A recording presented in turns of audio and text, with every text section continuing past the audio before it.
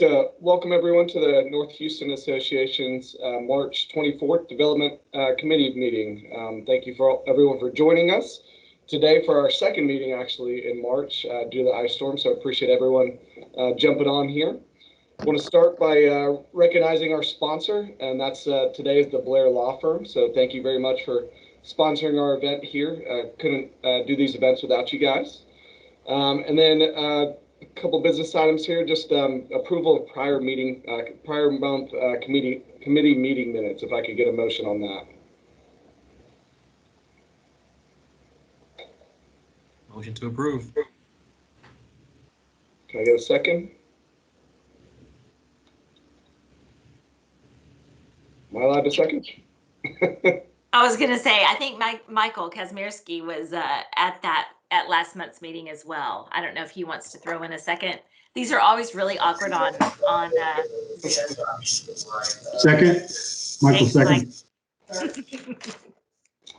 All right, thank you very much. So now we'll get into the introduction of our speakers, and we're going to do a little different today. It's going to be less presentation and more dialogue. And so I would ask everyone after my introduction, if you could obviously mute yourself, but also if you could turn off your cameras. We're going to do it so that it's kind of a one-on-one kind of discussion between Dr. Riley here and Dr. Knoll. So cameras and microphones after the introductions. Start with Dr. Curtis Knoll. Dr. Curtis Knoll is the superintendent of Conroe ISD since June of 2018. He's been in education for about 20 years, with 18 of those with Conroe ISD. He's got a bachelor's degree from the University of Houston and also a master's degree from the University of Florida, with an emphasis in sports medicine, and worked for the Florida Gator football team, which is pretty neat. My dad's a sports medicine doctor.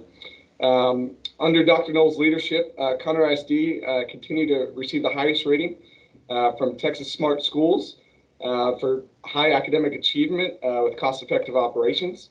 And it's only one of 2 districts to receive this recognition 11 consecutive years. They've also got highest recognition for transparency from the Texas Comptroller of Public Accountants for 9 years in a row, and also is named in Forbes as one of the top 200 employers in Texas. In addition to his district responsibilities, Dr. Knoll volunteers on numerous educational and civic boards and committees as well. Thank you, Dr. Knoll, for joining us. And Dr. Rebecca Riley is our other speaker. She is the 4th president of the Lone Star College Montgomery. She's been in that position since May of 2015. Actually has been at Lone Star College for 25 years. Both of these individuals have a long track record with their organizations here. Dr. Riley holds a bachelor's and master's degree from Texas Tech University. She's also got a doctoral degree from Sam Houston State University in higher education leadership. Her research interests include intercultural competence and communication, and her exhibition record includes more than 200 regional, national, and international shows. And during her 25-year career at Lone Star Community, Dr. Riley had numerous positions over at the Lone Star College in Kingwood. With that, welcome Dr. Riley and welcome Dr. Knoll. We're excited to hear the conversation today in regards to workforce education and workforce partnerships and ISDs in higher education. Thank you. And before we get started on the conversation, real quick, I would like to interject, please. If you have any questions, I think both speakers are okay with you unmuting and asking, or if you prefer to type your questions in the chat box, you're more than welcome to do that as well, and we will field those questions to the speakers. Thanks. Well, thank you for the introduction. Dr. Riley, good to see you today. This is about as much as we get to see each other. We serve on so many boards and committees. We probably we're used to seeing each other in person 2 or 3 times a week, and we haven't had a chance to be in the same room probably more than once in the last year. But that's very true. Soon enough, that's coming. I think that's the good news. So. But it is good to see you. And I also want to just say thank you to Nelda and the Blair Law Firm for sponsoring today. Nelda plays such a huge role in Conroe ISD and our education foundation and their support. So thank you to the Blair Law Firm for all that you do for us as well. And we're very happy to be here today. And Dr. Riley, I don't know if you'd like to start off with an intro of Lone Star, and then maybe I can follow with just a little intro for Conroe ISD.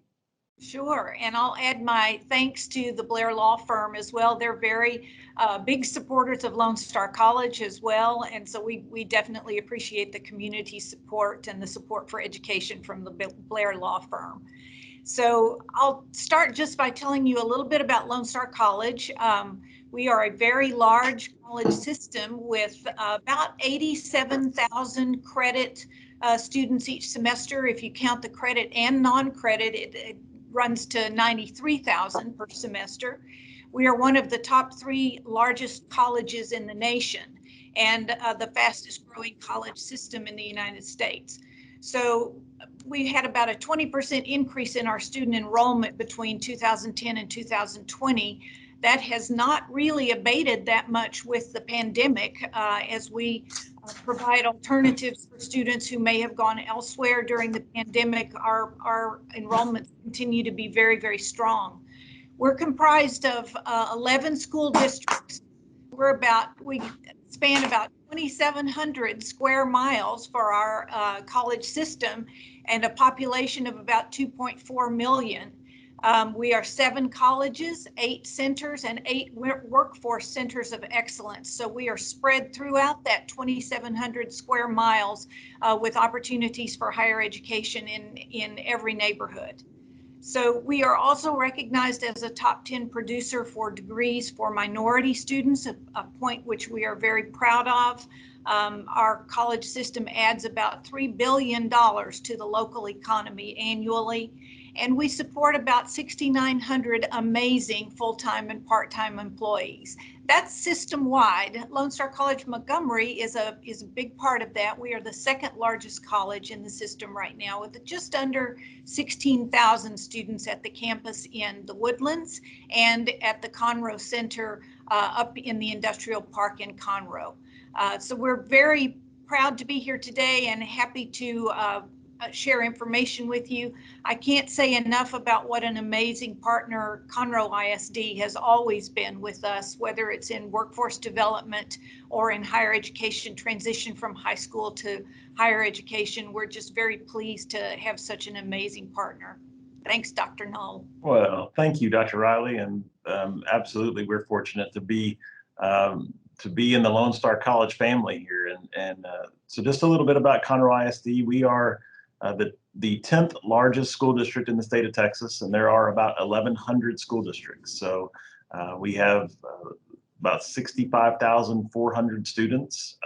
And actually, as I looked today, just in the last 2 days, we've added 135 students in Conroe ISD. So, you've probably heard a lot of conversation about school districts shrinking or where are the kids. We found them, they're here. So we continue to grow. We did not grow quite as much as we normally do this year. We typically add 1,500 to 2,000 students a year. We've not quite hit that this year, but we have continued to grow throughout this year. We are also large geographically, and that'll be part of this conversation that will come up today, is that it does create some challenges for us. For 348 square miles, which actually makes us the largest school district in the Houston area as far as size or square miles go. And that creates some unique challenges as we work through our partnerships as well. Your fun fact of the day, Conroe ISD buses drive over 7 million miles per year as we transport our students across our 348 square miles. And many of those miles are between here and Lone Star College, the Conroe Center, taking kids. But we do focus a lot in Conroe ISD. We want our students to be successful. We also work really hard to be a great value for our taxpayers. So we want to keep our tax rate low. We have the 3rd lowest tax rate in the Houston area, and yet our students are producing at a very high level. And one of the main reasons that we're able to do that is because we can have great partnerships, and we can leverage those partnerships with groups like Lone Star College to provide first-class opportunities for our students in an economical way. And so we're proud to do that. But it's you know, proud to share with you all today and have a chance to tell you a little bit about workforce development in high schools. It's very different than it was back when we were in school. I remember wood shop and ag. Those were the two things that we had when I was in high school, and today we have hundreds of courses, and so that translate really well to a professional career. So that's a little bit about us, and we'll look forward to sharing more with you. So maybe we could talk for just a minute about how workforce education has changed over the last 5 to 10 years. You know, for some time, for a few years there, workforce education was almost squeezed out of the K-12 system by the new high school graduation plans. And fortunately, people realized that perhaps was not serving all students well. And so the high school graduation plans now allow for plenty of room with for the high school students to pursue workforce degrees, certificates, and licensures, courses leading to licensure exams as they get through college. And those are arranged through industry clusters or business clusters that of role-alike type businesses. And so at Lone Star College, one of the things we've done over the last few years is to align our workforce clusters so that they are very compatible with the K-12 workforce clusters as well. It makes it easier for a student to transition from high school to college and then go on into the workforce. So that's, you know, you don't often think very much about some of the behind the scenes work that goes on. You like to tour wonderful labs and see all the great equipment, but there's a lot of work that goes on behind the scenes to make the students' experience and the value of that educational experience more worthwhile in the workforce later on. And I think that's one example of how we've worked together really well. Yeah, that's been a big shift. So a few years ago, as you said, it was this kind of trend of everybody's going to go to college, and we cut a lot of the workforce development out, and kids suffered because of that. And so we kind of went back now. And one of the things that's different in today's in our world as far as workforce development in high school, which is from maybe as it was 15 or 20 years ago, is it's no longer an either or option. Mm-hmm. Our career classes in high school, it's not like you have to pick it when you're a freshman. Am I going to go to work or am I going to go to college when I finish high school? These are courses that help you along the way, and really what we want is kids to leave high school and have every option available to them that they would want. So if they choose to go directly in the workforce, that's great. If they choose to go into higher education, that's great. If they choose to go to a place like Lone Star where they can get certification, but maybe not a full degree, that's wonderful too. We want to give them all of those options. And I'm going to share here, if I can, let's share my screen for a second, because Dr. Riley mentioned these pathways, and rather than have me read them all to you, I'm hoping that you can see those. But you can see these are our pathways in Conroe ISD. So we have 14 different pathways for our career and technical education. And as I said, it's way different than it was back in the day. But your agricultural and food and natural resources, architecture and construction, those are big ones and obviously very hot topics. Our arts, audio, video, technology, communications, business and marketing, energy is a big one now. Education and training is big, and one of the things that I didn't mention as we made our introductions, but we have over 8,500 full-time employees in Conroe ISD. We are by far, I think, 3 or 4-fold the largest employer in Montgomery County. So you know, getting students into this education and training field is really important. We need a workforce.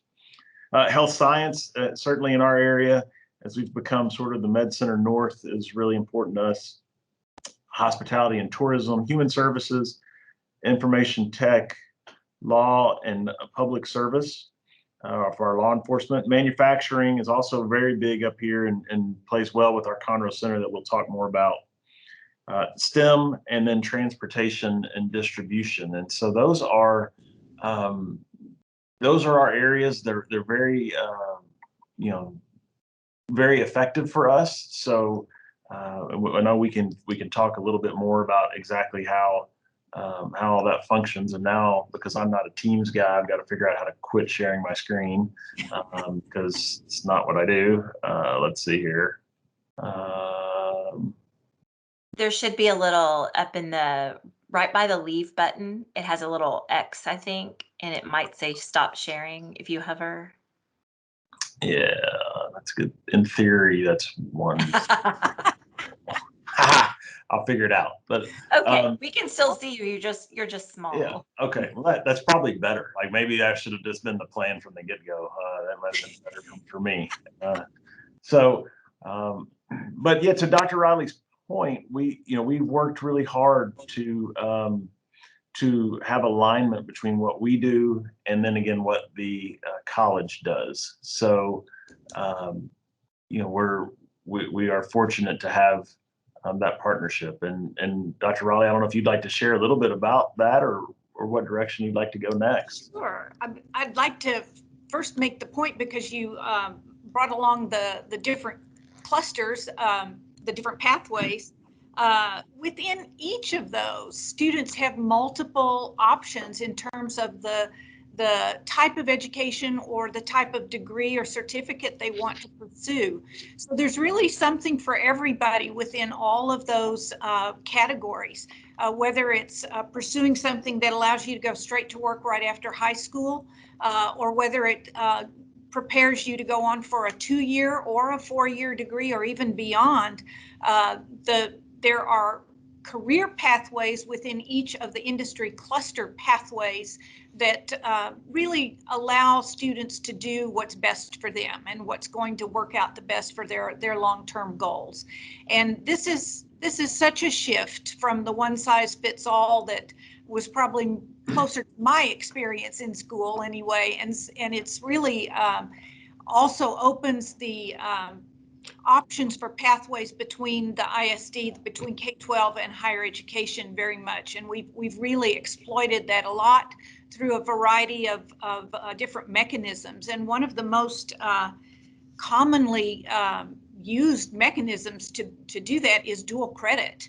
And we are privileged to be working with Conroe ISD to offer both academic transfer and workforce education as a dual credit option, so that students are earning college credit while tuition free, I might add, while they are still in high school. And this not only gives students an opportunity to get a bit of a head start on their college education or their career goals, but it also saves a great deal of money for families who are going to have to save a lot for higher education anyway, if that's what their children intend to pursue. So it's a win-win for everybody to be able to offer college credit in high school, in workforce programs, as well as academic transfer. Yeah, I think what you can't minimize as well is it's a gateway. Yes. Especially in the workforce side, many of these students are first generation college students. Mm-hmm. So they don't have any support at home. They've not seen an example at home of someone going to college and being successful. So they really can't see that for themselves. And so when a student just graduates from high school and they've really had no tie-in to the college experience at all, that's a tough path, right? When they leave our doors and they don't have our counselors, Yeah. it's so difficult to get them to move and get back and re-engage in education.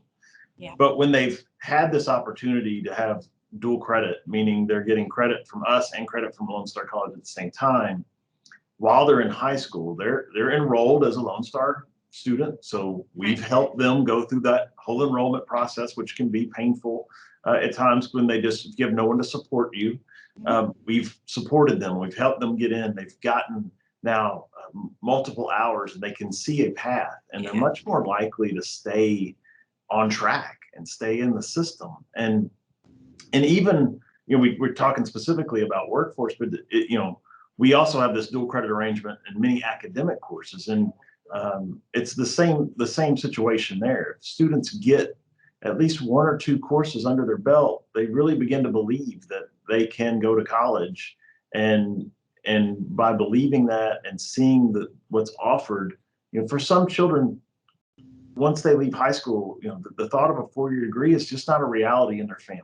Like, that's not where they are in that moment. But many use either a certification program or an associate's degree as a mechanism to, kind of thrust them into life that will allow them to go back in the future and complete a bachelor's degree if that's what they choose. And one of the great examples that I share often is cosmetology for us is one. We have 3 different cosmetology programs in the district, and many students go through and they graduate from high school with a full cosmetology license.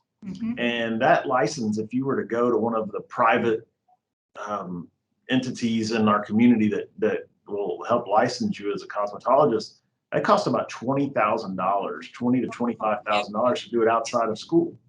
Yep. They'll do it through us, and they graduate, and their only cost is for their kit, which is about, I think, $800, but that's their supplies that they take with them. And they'll go out and work.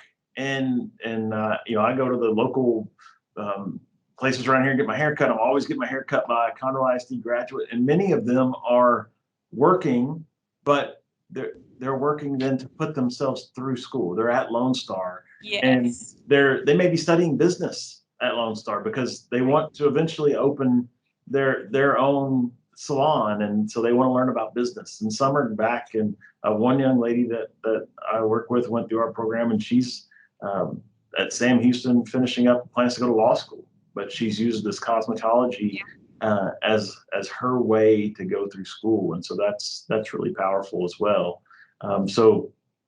And sometimes it's more about a way of thinking as much as it's about the individual certification that they get through the course. Well, it's pretty cool when a high school junior is the first person in their family to earn college credit, and they have that accomplishment that you can't believe what a confidence booster and what a game changer that is for a young student. And the ease with which that occurs through this partnership is really a gift to those students and to their whole families. Because what we find is that when students do that, when they pursue higher education as the first ones in their family, the whole family dynamic changes for the better. It's really not just an accomplishment that belongs to that individual student, but it is spread throughout the family and really through the community. And we saw this when I was at Kingwood in a partnership with Splendora ISD, in which we instituted the first early college high school over there. And it changed the percent of people with a college degree in the entire community all within 2 years, rather significantly. So these partnerships are real community changers and development makers. They really are in support of development. But you mentioned the cosmetology student working her way through college. That's true in many of the workforce pathways, that a student can graduate from high school with the credentials needed to get into at least an entry-level job that is going to pay a pretty decent wage. The whole point of all of this is the meaningful wage, the meaningful method of earning a living, so that is well beyond a minimum wage level. So once that happens and students are able to do that, they have so many more options in terms of pursuing that career, developing within that career, or using that as a platform to pursue something else. And one of the things that we've done in partnership with Conroe ISD over the last several years at Lone Star is ensure that all of our workforce degrees, and those are our certificates and our Associate of Applied Science degrees, designed to get you straight into the workforce. What we've done is ensure that all of them are what we call stackable. So if a student takes courses in high school that can be embedded into a certificate, we guarantee that certificate will then feed directly into the associate's degree without losing credits, without taking credits that don't then end up applying to a degree. It streamlines everything for the student, gets them into the workforce more quickly, and it's all based on industry input for essential skills. So it's we've done that over the last about 7 years or so at Lone Star, and it taking into account what students can do while they're in high school in the CTE programs as well. Yeah, and we really try to balance what we offer to the needs of what's needed in our local workforce, right? So Dr. Riley and I both serve in the local chamber of commerce boards.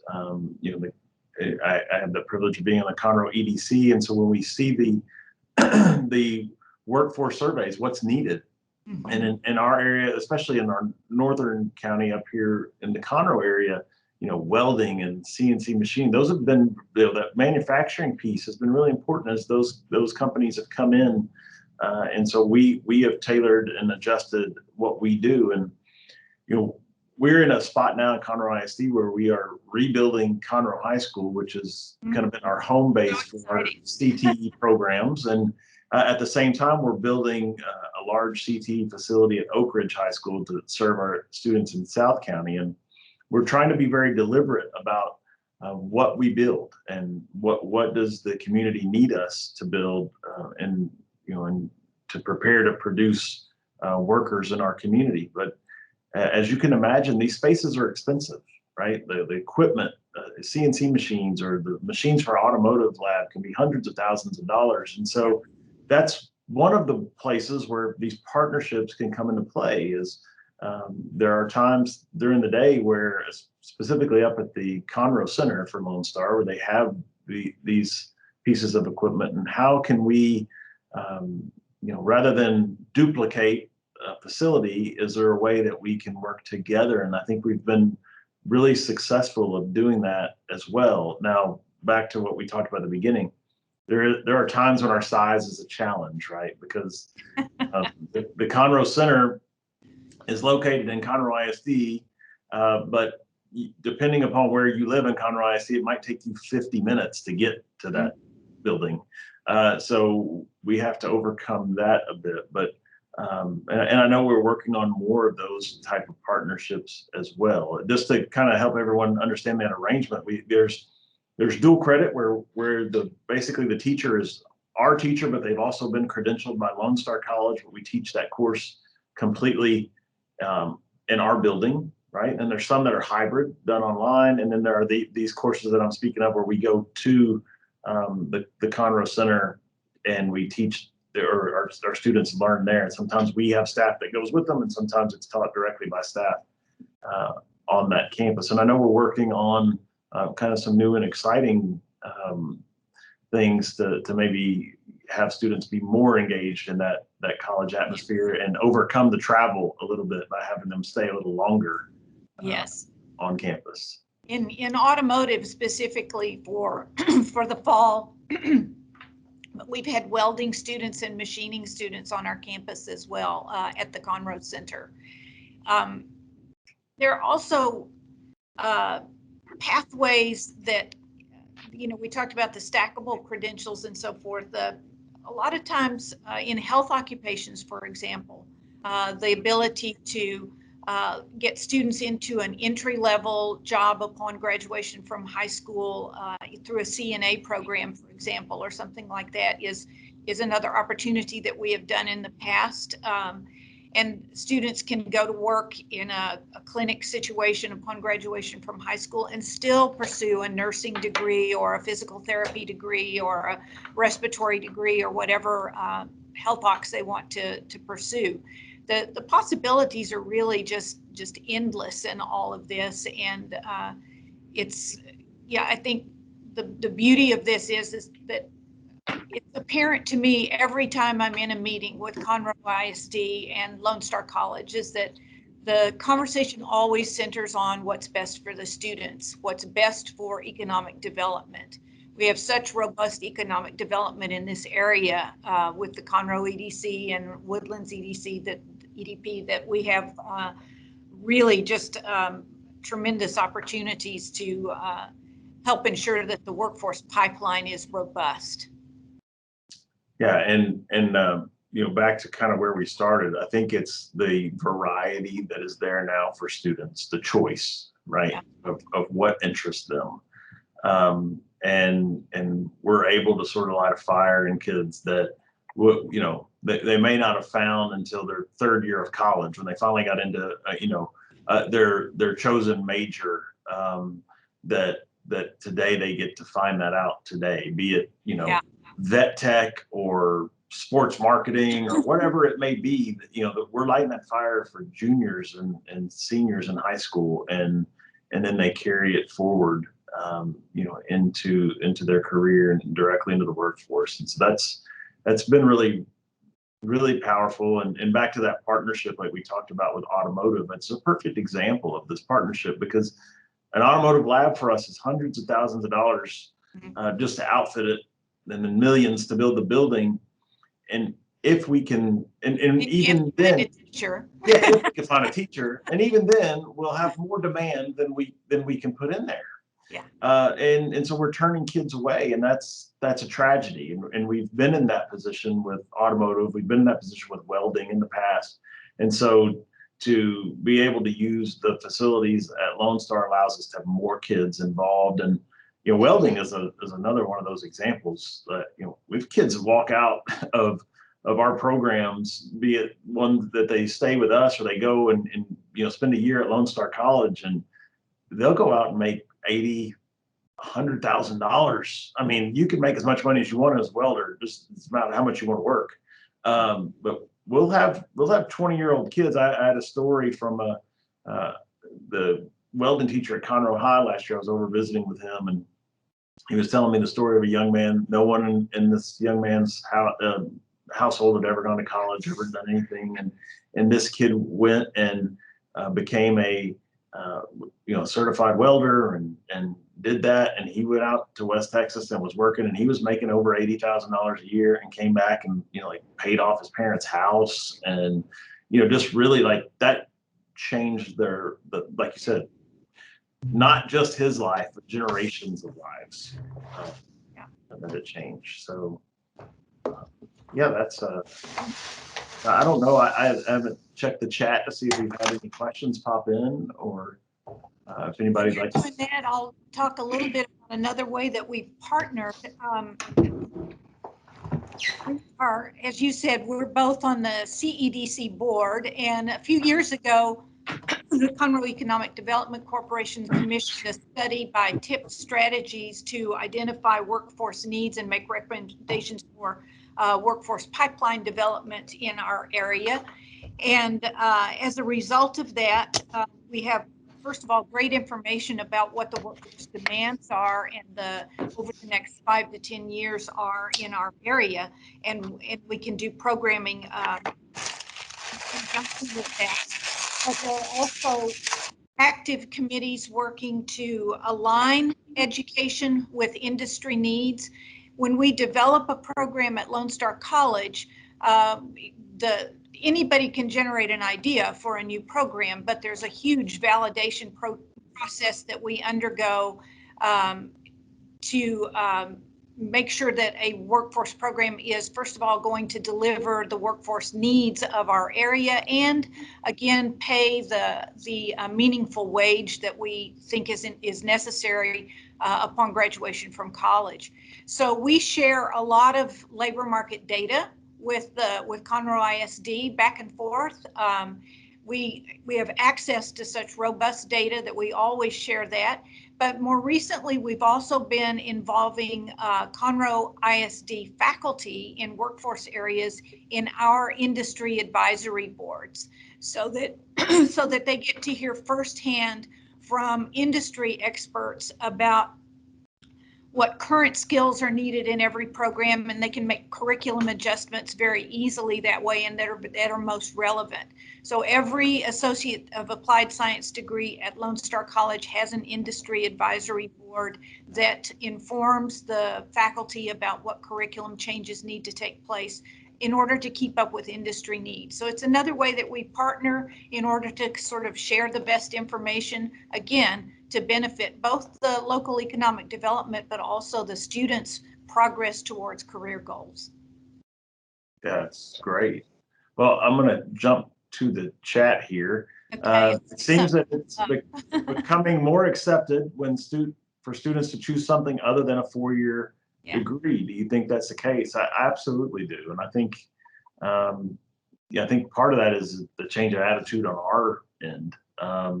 You know, this not preaching to everybody's going to go to, go to four-year college right out of high school. It's just not the path for everyone. And everyone should have their own path. And as I said earlier, what we really want is people to be in control of their own destiny, right?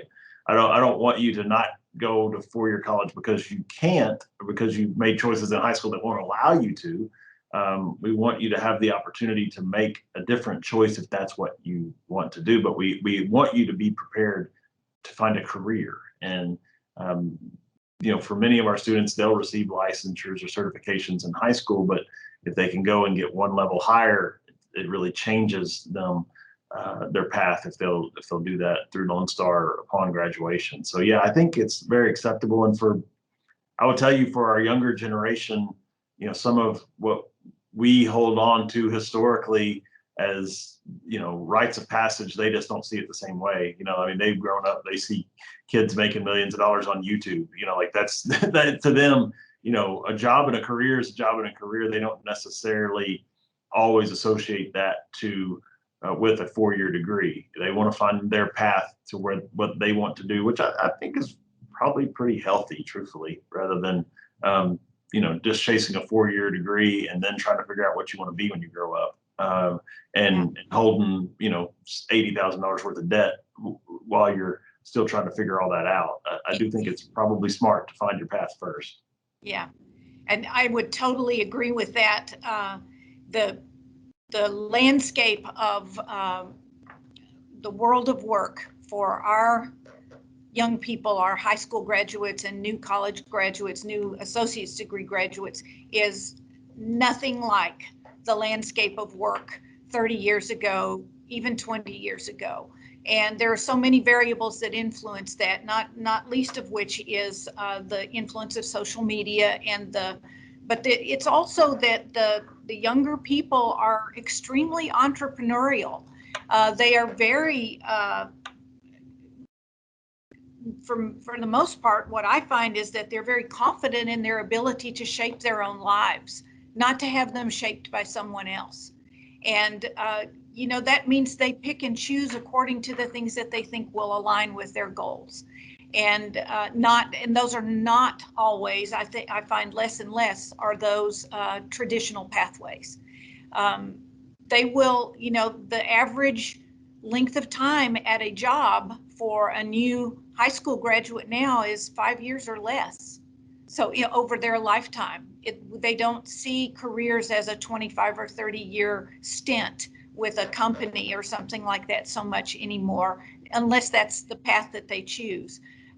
So their options are wider and more diverse, I think, than in ever before in our history, and they are getting very savvy about how education fits into that. Yeah, very savvy about that. they are, and I think they just want to find the way that's best for them. And I'll just share with you a quick story of an example here of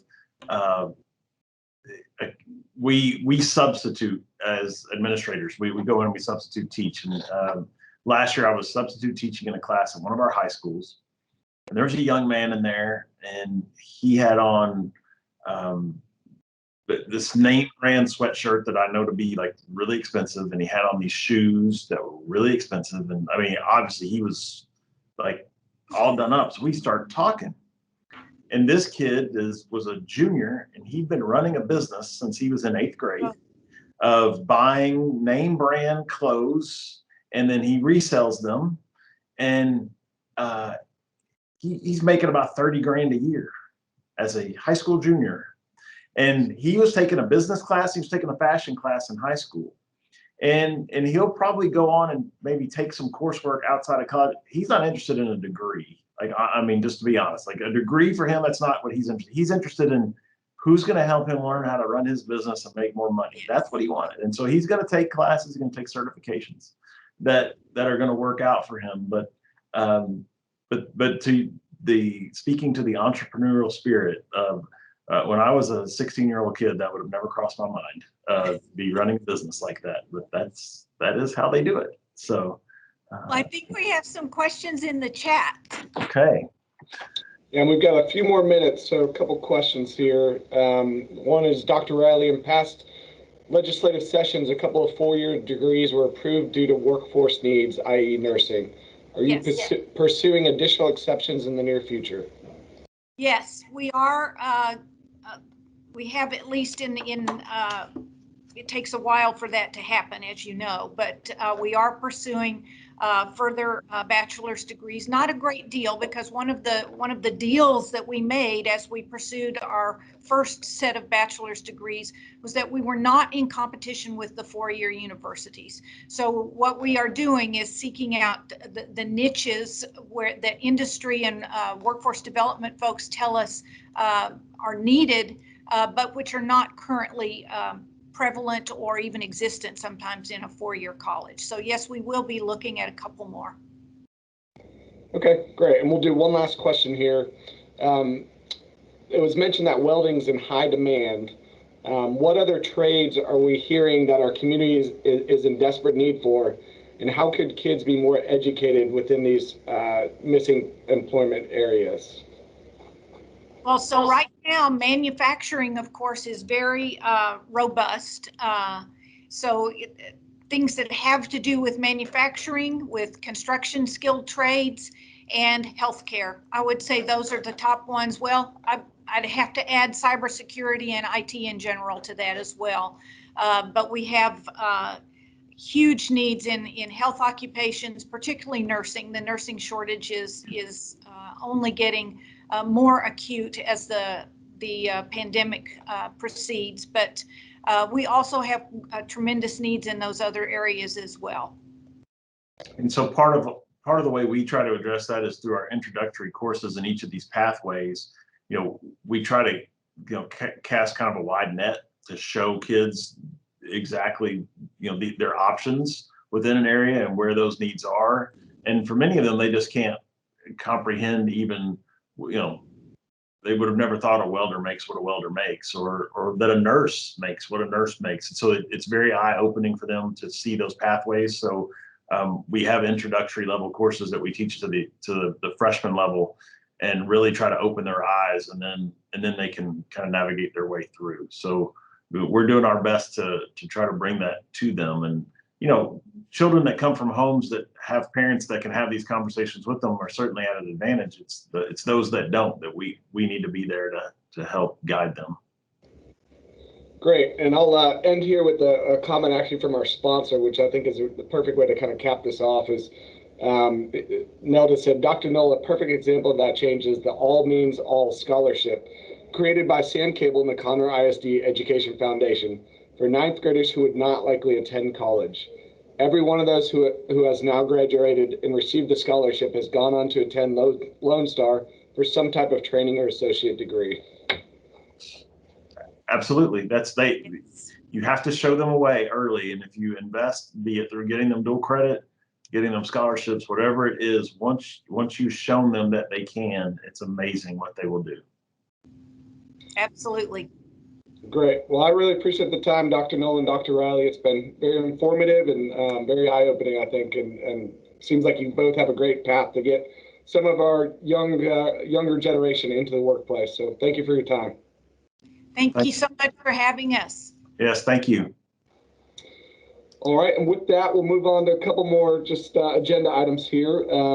First is a call for community reports. If we've got someone from Conroe EDC on.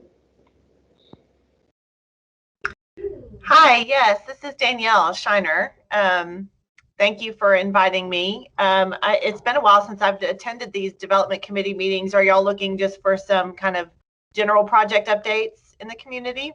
Yeah, just whatever you want to share with us and let us know. We'd appreciate it. Well, we've got, as we work very closely, obviously, as they've referenced us a few times in their discussion with Dr. Riley and Dr. Null regarding workforce development, and those committees are moving forward. We have several projects that are currently under construction in the industrial park and elsewhere in Conroe that were mentioned. We have an American Furniture Warehouse project that's under construction on I-45. You all may have seen that driving north into Conroe. It's going to be about a 400,000 square foot combination retail, showroom, warehouse, and distribution center. It's on about 30 acres of land there on the southbound feeder just south of Grand Central Park. And so that will be an exciting project when that opens. Elite Cryogenics is actually it's a company out of Ohio that purchased they make cryogenic tanks, and there was an existing facility in Willis that they purchased, and they've purchased 17 acres in Conroe Park North next to Hempel and NOV to construct a new facility for that combined business location, and that's under construction. We have Texas Tissue Converting, which is just about to open. That's a project we worked on for about 5 years. They make paper towels and toilet paper and have contracts with quite a few companies that they'll be supplying. That project's on about 30 acres in the newest section of Conroe Park North, and that's going to create about 65 jobs initially, but it'll be well over 100 once they finish their second phase. And that's a pretty significant capital investment project as well. And then you all may have heard, it hasn't actually officially been announced, but what we refer to as Project New Age, which is a 600,000 square foot rail-served distribution center that is over, if you all are familiar with the former Conroe creosote plant site, that project is located there. It's about complete. Unfortunately, we haven't been able to make the public announcement about it, but if you all have followed the news, you know who it is. It's a pretty large publicly traded company. They did get an incentive, so their name is out there, but I'm not officially allowed to say who it is yet. Part of that project, what's so great about that project is it took a former Superfund brownfield site and redeveloped it, which was really a blight on that eastern side of Conroe. So we're excited that it's creating jobs, it's redeveloping a pretty difficult site, and it has allowed us to extend FM 1314 north to Airport Road.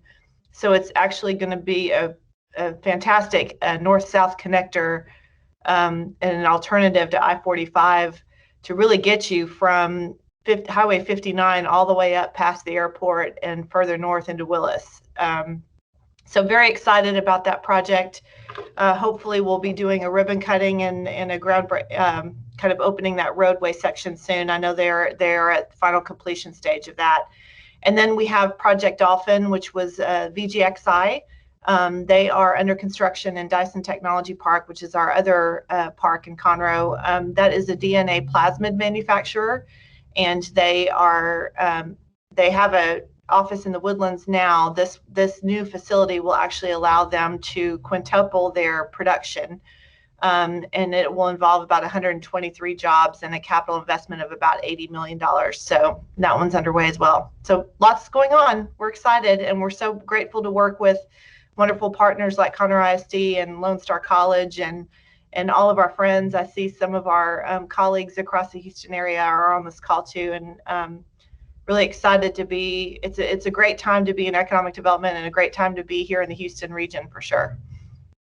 All right, great. Thank you, Danielle. And do we have someone from the East Aldine District? Yes, hi.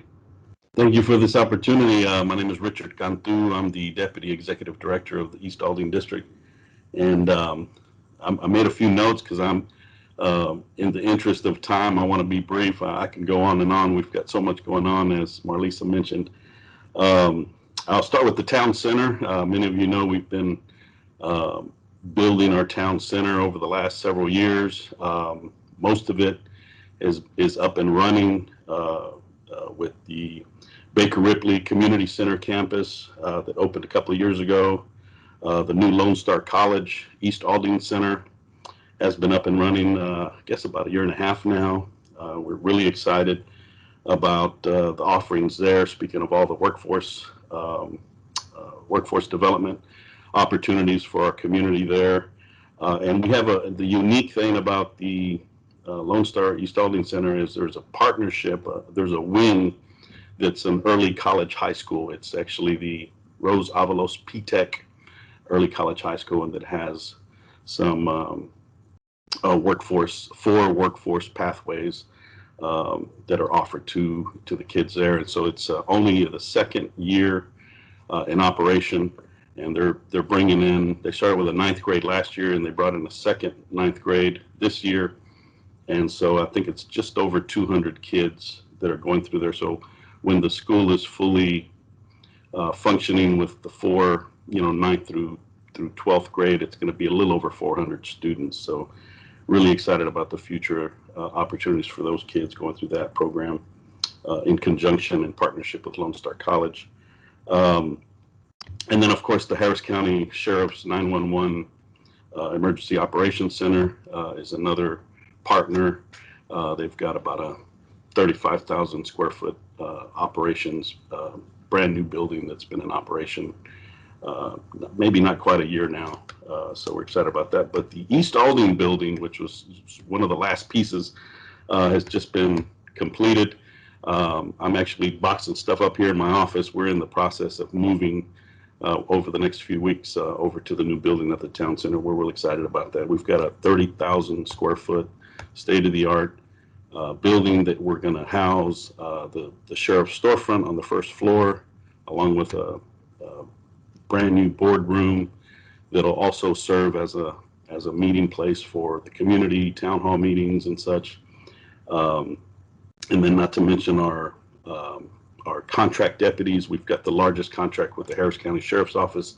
So our contract deputies will have some really nice space up on the 3rd floor for their supervisors and for their workroom.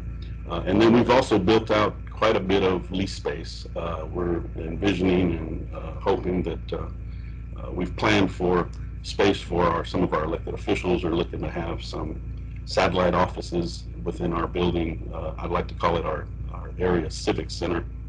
And so when we're fully operational, it'll be sort of the mini city hall of East Aldine. We're really excited about it. The last piece of the town center is going to be it's a 10-acre tract within the entire 62-acre tract that's going to be that has been set aside and purchased by HEB. They're going to be building a shopping center, a supermarket, I'm sorry. And then there's I think a 2 or 3 acre pad site that's going to be developed by for retail. And so that'll kind of complete the town center project. Well, Richard, when you get all unpacked, maybe we all can come for a tour to see your new digs. Of course, yeah, we'll sponsor or host one of the Love to come meetings. Yeah, it's a beautiful layout. And then one of the last things, or I say last things, that one of the next things is we're also in the midst of a planning and design for connecting the town center to the 500-acre Keith Weiss Park. Keith Weiss Park is sort of the emerald centerpiece of our district. 500 acres. It's the City of Houston Park, sort of the best kept secret of our district. It's contains about 130 acre detention basin within the parks, which is it's basically an amenity set of lakes with trails, and it's got a boardwalk and fishing pier. I mean, when you're out there in the middle of Keith Weiss Park, I mean, we're 10 or 15 minutes from downtown, less than 10 minutes from the airport. I mean, you feel like you're out in one of the beautiful state parks when you're inside Keith Weiss Park. And so the opportunity to connect the north side of the park to the town center and provide a new access to all of the beautiful trails and wooded areas, nature for the communities, something that I'm really personally excited about. But that's something we're in the middle of planning and designing in conjunction with the county, with the city, and hopefully there'll be some additional recreational amenities that come along with that connection. And I'll just end with an update on economic development. We actually hired a new economic development director, Lance Dean, and I'll make sure that he gets on y'all's mailing list as well, so we can include him. He's working on some really exciting projects, some new initiatives. We're in the midst of a livable center study with HGAC, and we're kind of rolling out our new strategic plan going forward, because we're celebrating our 20-year anniversary here with the East Alding District. And so part of that strategic plan, there's going to be several, or actually I'll say many, new economic development initiatives that'll be kind of rolling out into the future now that we've kind of laid the groundwork with our infrastructure work, with our public safety, making it a cleaner, safer community. Now we're ready to kind of, get out there and bring some more businesses and help those that are here to continue to thrive. So with that, I'll end it. Thank you so much for the opportunity. Thank you, Richard. And City of Oak Ridge North, we have a representative there. Hi, everyone. Thank you all for having me today. I'm Jordan Burris. I'm the Director of Economic Development here at the City of Oak Ridge North. Just a couple of projects that we have going on. We will be starting on the Robinson Road widening project, and the road will be widened from the intersection at Patsy at the Woodlands Overpass all the way to our Commerce Park. Those plans will be out there very soon. The plans have already been developed, but we will be sharing all of the ins and outs in the next couple of months. With the Robinson Road widening, we are hoping to expand our tax base by looking for some future developments for our previously planned Plaza District. Some of you may recognize that from a while ago, but we believe with the widening of the road that some developments can and will come to light, and we're looking forward to those progressions. Also, City Council recently approved the widening of Woodson Road, the turning radius at I-45. We know that there's been a couple of accidents and trucks and things like that having issues with the turning in there, and we know that's a very busy intersection, and we just had the approval to actually increase that. And lastly, the other project that we have going on is we are finishing up the Spring Pines detention. This will also alleviate the flooding in that area. Overall, we are keeping our eyes out for future development in the city, and we will keep you posted on any of those items. All right, great. Thank you for the update. And then last but not least, Tomball EDC. Can you hear me? Yep. All right. Hi, everyone. Good afternoon. I'm Kelly Violet. I'm the Executive Director of the Tomball Economic Development Corporation. Exciting to be here and finally see some of y'all. What a crazy year we've had. I will say, for Tomball, we've had some significant ups and downs. Most recently, the passing of our city manager unexpectedly on March 13th. Rob Helk had been in Tomball for a number of years and was really instrumental in a lot of the growth that we've experienced here. So we definitely are hurting over that loss. I will say, as far as some of the growth, infrastructure projects have really kind of taken off in Tomball. We've got some road projects, Medical Complex Drive, which will extend from South Cherry Street over to Huffsmith Corville, and then South Persimmon will extend down through our Business and Technology Park. That's estimated to be complete later this year in the fall. That includes roads, drainage, and all utilities. We've had just unprecedented residential growth in Tomball over the past 2 years. We have not ever had the kind of growth that we're seeing in single family homes. We have about 2,200 new homes that are under construction or in permit. And then outside of the city limits, and just keep in mind, our city limits are only about 12 square miles. So we're still very small. But outside the city limits, there's another 5,000 homes that are under construction. So just tremendous growth. I think we've all said this in the past, that really the extension of State Highway 249 and then the Grand Parkway has really put us in the direct path of growth. And so we're seeing a lot of activity because of that. We've had about 150,000 square feet of new industrial space built in the city. That is including projects in our business and technology park as well as throughout the city. The newest announcement that we're excited to mention is Paradigm Brewing Company is going to our business and technology park. It's a 10,500 square foot full production brewery and restaurant. It's exciting for us. It's actually the former brewmaster for Karbach Brewery. He's a Tomball hometown boy, Chris Jurgen, and so he's building his own brewery that should be open by fall. So we're excited about that one. And then we've got a lot of downtown projects that we're gearing up for. We're doing some planning and design of a mixed use project that we will be developing in our downtown. It's about 6.5 acres. It's 2 tilt wall industrial buildings that we're going to be completely redeveloping that site and creating more of a mixed use destination type of project. We also are working with the city on some sidewalk and alley improvements.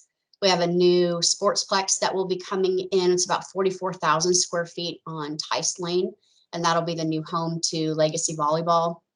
We've got a $1.5 million revitalization project for Matheson Park, which, if you're familiar with Tomball, Matheson Park is kind of a important park. It's known as the Wood Park, and so the city's been very thoughtful in how they are going to revitalize that project, and so we did partner with them on that. And we have a couple of relocations that I do want to mention. One is JDR Cable Systems. It's a $10 million project. It's their North America headquarters. They're in about 65,000 square feet in our business and tech park. And then a new company that relocated to the business and tech park called Kinsley Armel. And they are an e-commerce firm that actually started out of their garage in Tomball and just has continued to grow. And they've leased about 25,000 square feet in our business and tech park. With that, I think that's all of our updates. Awesome. Thank you, Kelly. And last but not least, our upcoming meetings. I'm excited to announce that our next development meeting will be on April 21st, and this one will actually be in person. So to be determined on location. We're working with Howard Hughes and Heath Melton on where we're going to have that presentation held, but it will be in person on April 21st. And then got the Environmental Water Committee Transportation Committee meeting listed on your agenda. And then finally, just to highlight the general membership superintendent's breakfast on April 8th, 7:30 to 9 a.m. also in person, featuring superintendents from Klein ISD and Tomball ISD. Melissa, did you have anything to add? No, you covered it. That's awesome. Thank you. And thank you all, especially to the EDCs who hopped in and chimed in and gave their reports. And I know it really helps all of us to keep updated on what's going on in the region. So we really appreciate you taking the time to give your report and hope you'll do the same next month. Thanks, everybody. And thanks again to our sponsor, the Blair Law Firm. We'll see you all later this next month. All right. Thanks, everyone.